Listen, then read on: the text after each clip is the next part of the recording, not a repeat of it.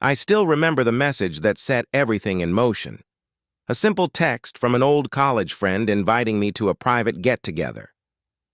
She called it a hidden party, a small reunion for a few close friends.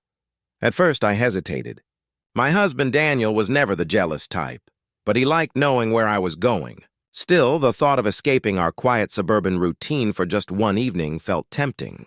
When I told him about it, I kept my explanation vague, just a small gathering with old friends. He smiled and said gently, "Go enjoy yourself. You deserve it." I didn't know then that those words would haunt me later that night.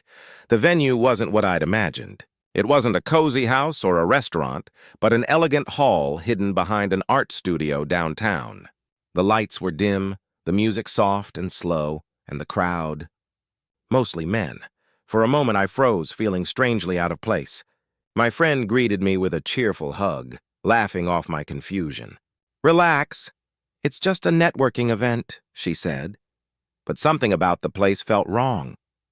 The men weren't just chatting, they were observing. Every time someone new entered, conversations halted for a second. The laughter felt rehearsed, hollow. I stayed near the edge of the room, quietly sipping a drink, torn between leaving and staying. Curiosity, as always, got the better of me. I made small talk with a few people, all while texting Daniel as if everything were normal. "I'll be home late," I wrote. He replied with a simple heart emoji. For a while, I convinced myself that the night would end quietly, that it would just become another forgettable evening. But fate had other plans. Around 9 o'clock, a man approached me, someone who looked strangely familiar. When he spoke, my heart skipped. He was one of Daniel's co-workers. His presence there didn't make sense. He smiled faintly, leaning in just enough to whisper, "Didn't expect to see you here, Emily." My stomach turned cold. Before I could respond, he added softly, "Daniel's on his way." Panic flooded me. I grabbed my phone, dozens of missed calls from Daniel. My hands trembled as I tried to call him back. That's when I learned someone had sent him photos from the event. Me standing among a group of men, laughing, too close, too casual. Enough to be twisted into something it wasn't. When Daniel walked into the hall, the room went silent. He didn't shout. He didn't accuse. He just looked shattered. His eyes scanned the scene, then stopped on me. I rushed to explain, stumbling over words, that I hadn't known what kind of event this was, that I'd been misled. But words didn't matter anymore.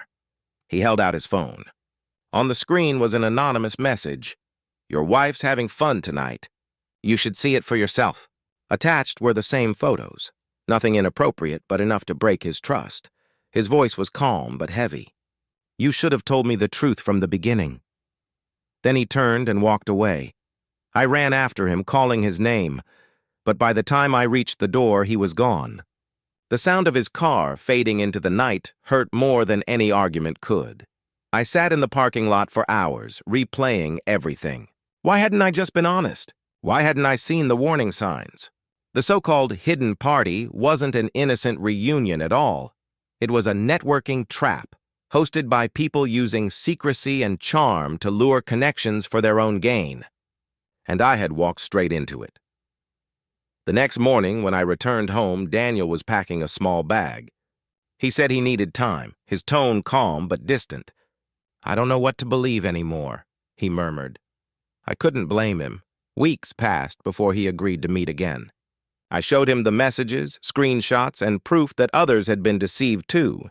It didn't fix everything instantly, but I saw something soften in his eyes, a flicker of belief that maybe I hadn't betrayed him after all. Our marriage didn't end that night, but it changed. We both did. We learned how delicate trust truly is, how one careless decision, one hidden truth, can unravel years of peace. Even now, I sometimes think about that night, the music, the dim lights, the faces watching. That hidden party taught me a painful truth. Even small secrets have the power to destroy more than honesty ever could.